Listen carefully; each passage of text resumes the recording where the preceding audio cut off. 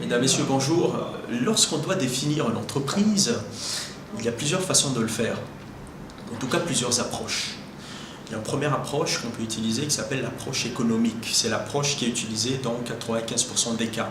L'entreprise, c'est une entité économique qui a pour objectif de transformer des intrants en extrants au moyen de facteurs de production en vue de réaliser un bénéfice. Donc ça, c'est l'approche la plus utilisée. Mais je regrette qu'on parle moins des autres approches, pourtant qui sont aussi intéressantes en fait que cette première approche qui est l'approche économique. Il y a par exemple l'approche systémique, mais ça je vais laisser de côté l'approche systémique. Moi ce qui m'intéresse, et vraiment c'est ce dont je vais parler aujourd'hui, c'est l'approche sociologique. Alors l'approche sociologique ça dit quoi? L'approche sociologique ça dit que l'entreprise c'est un lieu de confrontation entre plusieurs rapports de force qui sont perpétrés par plusieurs niveaux de personnalité dans l'entreprise. Alors, c'est quoi ces niveaux de personnalité? Vous avez les investisseurs, vous avez les dirigeants et vous avez les salariés. Et ce qui est intéressant dans cette approche, c'est l'idée que finalement, l'entreprise arrive quand même à fonctionner malgré qu'il y ait une dissension, qu'il y ait une disparité d'intérêts à l'intérieur de l'entreprise. L'entreprise, c'est quand même une place, un lieu sociologique, si vous voulez. Lorsque vous regardez l'investisseur, lui, ce qui l'intéresse, l'investisseur, c'est quoi? C'est son dividende, en fait. D'accord? C'est l'apporteur en capital, l'investisseur. Vous avez ensuite le dirigeant, lui, ce qui l'intéresse, c'est quoi? C'est d'étendre son pouvoir, d'étendre son influence. Et puis vous avez les salariés, ce qui les intéresse, c'est quoi? C'est les perspectives d'évolution de carrière, c'est la sécurité de l'emploi.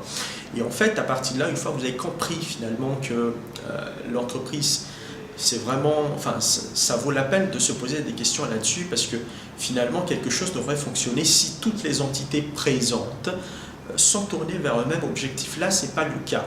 En tout cas, ils n'ont pas les mêmes intérêts. Et pourtant, l'entreprise arrive quand même à fonctionner. À partir de là, il y a une autre question qui survient, et malheureusement qu'on pose moins, c'est au dépend de quoi finalement ce modèle sociologique, quelle entreprise arrive à fonctionner? Au dépend de quoi? Eh bien, je vais y répondre partiellement, mais on va y revenir après. C'est au dépend du salarié finalement, parce que toute la pression finalement va retomber sur le salarié. L'investisseur va faire retomber la pression sur la seconde entité dont je parlais tout à l'heure, c'est-à-dire le dirigeant. Le dirigeant va lui faire peser la pression ensuite sur le salarié. Donc toute la pression finalement retombe sur ça. Quoi qu'il en soit, pourquoi je parle d'entreprise? Parce que en décembre 2016, début décembre 1er, 2, par là décembre 2016, il y a eu cette conférence des bailleurs et des investisseurs pour Madagascar qui a décidé, bon il y a plusieurs chiffres qui circulent, mais en tout cas la Société financière internationale, qui est cette filiale donc, de la Banque mondiale qui est dédiée au secteur privé, a prévu, je crois, l'équivalent de 4,4 milliards de dollars d'investissement d'IDE pour le secteur privé à Madagascar. Alors moi, j'y ai rien contre les investissements directs étrangers, comme ça, les flux massifs de devises sur Madagascar, c'est pas ça mon problème. Mon problème, c'est que est-ce qu'on est prêt aujourd'hui à accueillir ces IDE-là? Et quand je dis ça, je parle plutôt de facteurs psychologiques. C'est pour ça que ce que je dis, c'est une espèce de contre-analyse, parce que ça va un peu à l'encontre de choses déjà préétablies dans la conscience collective en matière d'IDE. Alors, déjà, je vais vous parler de ce qu'on appelle les IDE. Les IDE, pour moi, les IDE, c'est ce que j'appelle également des investissements mondialisés. Pourquoi les IDE, c'est des investissements mondialisés? Quand on voit aujourd'hui la facilité avec laquelle les entreprises se délocalisent, se relocalisent, etc. à travers le monde, on voit très bien que aujourd'hui, ces investissements, ces IDE sont des investissements mondialisés.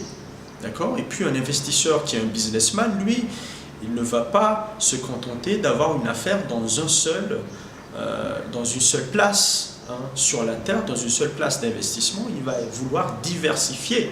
La diversification, ce n'est pas seulement au niveau de l'activité, c'est également une diversification géographique pour répartir les risques, parce que comme vous savez, il y a plusieurs risques, que ce soit les risques commerciaux, les risques politiques, etc., les risques opérationnels. Il y a plein de risques qui peuvent subvenir dans l'exercice d'une activité d'entrepreneuriat, par exemple. Alors, à partir de là, Une fois que vous avez compris qu'aujourd'hui les investissements directs étrangers sont des investissements mondialisés, il va falloir aussi comprendre qu'il y a un lien de cause à effet, que l'investissement mondialisé entraîne ce qu'on appelle des performances mondialisées. Pourquoi je dis que l'investissement mondialisé entraîne des performances mondialisées? Tout simplement parce que un investisseur, par exemple, il investit $1, il va par exemple vouloir 20 centimes, par exemple, de rentabilité chaque année, 60 donc au bout de 3 ans, il va vouloir ce résultat-là sur une place d'investissement, mais peu importe les autres places où il va investir, il va vouloir les mêmes choses. Il va vouloir exactement les mêmes choses. Il va vouloir que son dollar lui rapporte 20 centimes chaque année. Il va vouloir 20% de rentabilité. 20% de rentabilité, on sait tous que ce n'est pas si facile que ça. D'accord? Et donc, à partir de là, il faut comprendre que les performances sont aussi mondialisées. Parce que chaque affaire dans laquelle il va investir, cet investisseur, doit lui rapporter 20% de rentabilité chaque année. C'est pour ça que je dis que les performances sont mondialisées. D'accord?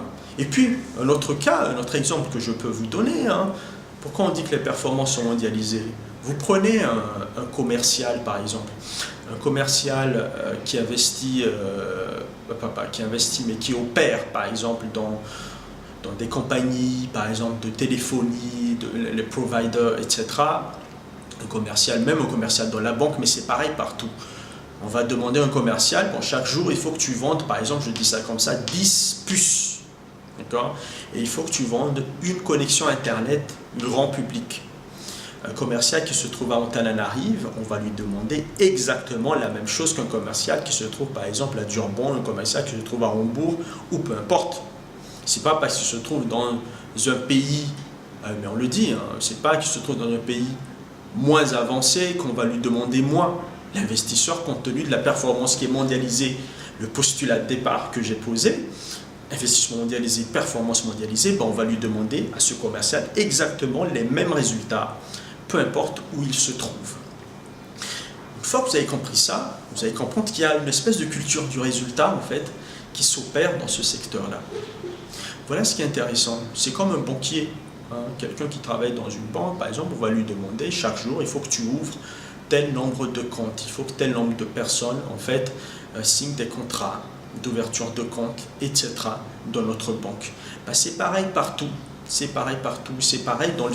Et puis, il y a une généralisation de ce que je dis là dans le secteur tertiaire de façon générale, et surtout que on a choisi en fait de privilégier, je ne sais pas si c'est fait exprès ou pas, mais en tout cas on se rend compte qu'à Madagascar, notre croissance est tirée vraiment par ce secteur tertiaire-là, malgré qu'on soit un pays, on va dire plus ou moins à vocation agricole, malgré tout. D'accord? Et donc, lorsque vous comprenez cette culture du résultat, vous allez comprendre également ce qui va suivre. J'ai des potes, par exemple, les gars, ils travaillent dans des grosses boîtes. Ils travaillent dans des grosses boîtes, ils ont cette culture d'entreprise, ils partagent un certain nombre de valeurs avec les autres membres de l'entreprise, les autres employés, ils sont fiers, il y a une culture d'appartenance, ils sont fiers d'appartenir à des grands groupes.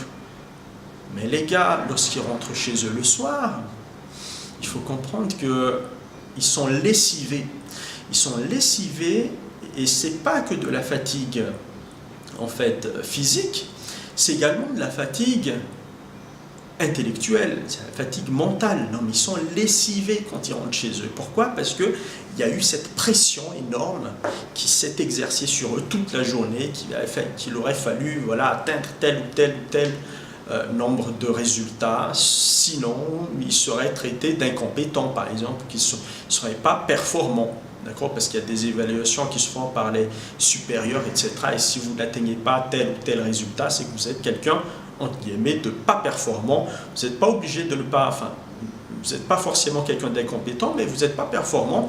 Et à ce moment-là, il y a une pression parce qu'il se peut qu'on vous retire votre fonction, on va dire. Donc à partir de là, vous voyez que cela mène à ce que je veux vraiment porter aujourd'hui comme message et qui est quelque chose qui apparemment on en parle vraiment peu, on en parle très peu à Madagascar, ce que j'appelle les risques psychosociaux qui mènent en fait à ce qu'on appelle des maladies psychosociales. Et donc je disais que les maladies psychosociales, en fait, c'est quoi? C'est occasionné par les stress en fait qui ont été accumulés à cause de cette culture du résultat dont je parlais tout à l'heure. Et donc en fait, c'est quoi les maladies psychosociales? Les maladies psychosociales, c'est l'anxiété, les dépressions, il y a tout un tas de maladies psychosociales, mais le comble en fait des maladies psychosociales, ça va être quoi? Ça va être le suicide, d'accord? Ça va être le suicide. Je ne sais pas si vous vous rendez compte, mais en France, ils ont un classement des maladies les plus récurrentes, en tout cas liées au travail. En première place, ils ont ce qu'on appelle les troubles respiratoires, mais immédiatement après, ils ont les troubles psychosociaux. Vous voyez? Et les troubles psychosociaux arrivent même avant ce qu'on appelle les TMS, c'est-à-dire les troubles musculo-squelettiques. Vous voyez la gravité du problème. Et donc nous, la France, par exemple, en fait, a pris du temps avant de comprendre cela, en tout cas avant de mettre en place vraiment des systèmes, discuter, mettre en place des systèmes de prévention, de prise en charge, en fait, de ce genre de maladies. Là, parce que c'est vraiment des maladies. On a la chance aujourd'hui à Madagascar de pouvoir bénéficier des expériences des uns et des autres par rapport à ça. Ne faisant pas le même chemin que d'autres pays pour finalement se rendre compte tardivement qu'on est aujourd'hui en train de tuer, c'est-à-dire dans le futur, on serait en train de tuer notre main-d'œuvre parce qu'on n'a pas pris suffisamment la mesure à l'avance du problème. Donc moi, ce que je propose, donc finalement par rapport à cela, c'est deux pistes de réflexion. Déjà, dans un premier temps, lorsque vous consultez en fait le code de prévoyance sociale à Madagascar, c'est un document de plus de 60 pages en fait, ça parle des maladies professionnelles et des maladies liées au travail, mais à aucun moment ce code de prévoyance sociale de Madagascar n'évoque en fait les troubles psychosociaux. D'accord? Et puis il y a cette velléité à Madagascar de finalement aussi de laisser tomber un peu, en tout cas vraiment, on ne met pas vraiment au centre des préoccupations tout ce qui concerne la psychologie chez nous en ce moment. Pourtant, c'est des choses qui sont très importantes, surtout lorsqu'on envisage quand même d'accueillir quand même ce flux vraiment énorme d'investissement chez nous. Donc ça, c'est une première chose, vraiment essayer, à mon sens, d'inscrire les maladies psychosociaux, les maladies psychosociales au titre des maladies liées au travail. Ça, c'est une première piste de réflexion, mais à partir de là, c'est lié. Une fois que vous inscrivez ça dans le code de prévoyance sociale, ça veut dire également que les SMIE, comme on dit, c'est-à-dire les services médicaux interentreprises comme le SMIT, l'OSTI, etc., devraient également se doter de psychologues. Donc, il y a également une formation de psychologue à faire qui pourrait prendre en charge, en fait, ce genre de maladie. D'accord? Donc, ça, c'est une première chose. Deuxième chose, ça va être plutôt du ressort du secteur privé, d'accord? Moi, je pense que les entreprises devraient investir un peu plus de leurs résultats, investir un peu plus dans tout ce qui concerne l'équilibre en fait psychologique, tout ce qui a pour objectif de garantir, on va dire, l'équilibre psychologique de leurs employés. Les entreprises devraient faire ça, d'accord? Ça peut être du sport, d'autres types d'activités, etc. Il y a plein de choses à faire, des massages, des psychologues dans l'entreprise, des systèmes de ramassage des employés par exemple, parce que déjà les stress c'est peut-être souvent ça aussi, les transports en commun, etc., les taxis, des fois on n'en trouve pas, etc. C'est peut-être ce genre de choses aussi qui occasionnent les stress, les cantines, etc., au sein des entreprises. Je sais que plein d'entreprises le font déjà. Mais en tout cas, il va falloir vraiment, je pense que aussi bien le secteur public que le secteur privé, vraiment se rencontrent et discutent vraiment d'une stratégie autour vraiment de ces troubles psychosociaux, parce que c'est quelque chose de très grave pour l'avenir si on ne prend pas les bonnes dispositions dès à présent. Et puis une dernière piste également de réflexion, ça par contre c'est vraiment pour les, je dirais pour les managers, en fait, ceux qui ont des postes de responsabilité. Il y a des moments où en fait, c'est pas tant le résultat qui pose un problème, c'est pas tant l'atteinte du résultat, c'est pas tant la performance parce que la personne est compétente, c'est au niveau des rapports sociaux au sein de l'entreprise et des fois des pressions qui ne servent à rien en fait, qui sont exercées par des managers qui ne sont pas forcément des experts en matière de gestion de ressources humaines, en matière de motivation. Moi, je pense que les entreprises devraient également investir dans des formations ou dans des mises à jour de formation pour ces postes à responsabilité afin qu'ils sachent finalement vraiment qu'ils aient des styles de direction, qu'ils sachent transmettre des ordres, qu'ils sachent vraiment motiver leurs salariés. Je pense que c'est important d'investir dans ce genre de choses également.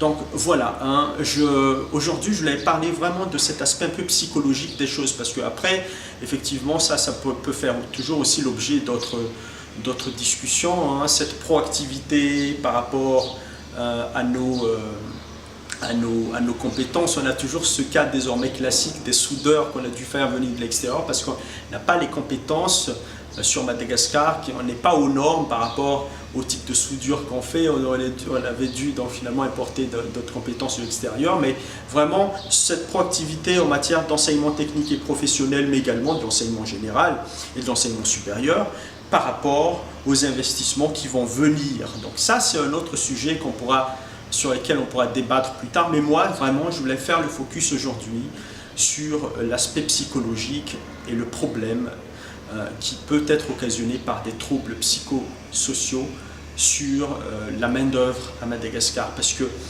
les études le démontrent également, hein, je ne l'ai pas dit tout à l'heure, mais il y a des liens finalement entre c'est pas que on ne craint pas que le suicide en fait, mais il y a des liens entre les troubles psychosociaux et d'autres types de troubles. Vous avez les troubles psychosociaux, par exemple, qui peuvent occasionner, par exemple, les AVC. Vous voyez, les troubles psychosociaux qui peuvent occasionner, il y a des études qui le démontrent également, qui peuvent occasionner des TMS, des troubles musculo-squelettiques. Et en fait, tout ça, c'est systémique, encore une fois. Donc c'est systémique, il faut vraiment qu'on mette en place un système aujourd'hui à Madagascar, vraiment qui puisse vraiment prévenir ce genre de risques, mais une fois que les risques surviennent et occasionnent des maladies, qu'on puisse également prendre en charge les maladies psychosociales. Voilà ce que je voulais dire. Je vous remercie et je vous invite à vous abonner pour recevoir immédiatement dans vos boîtes mail les prochaines vidéos que je ferai sur des petites analyses comme ça sur Madagascar. Je vous remercie mesdames, messieurs et à très bientôt. Au revoir.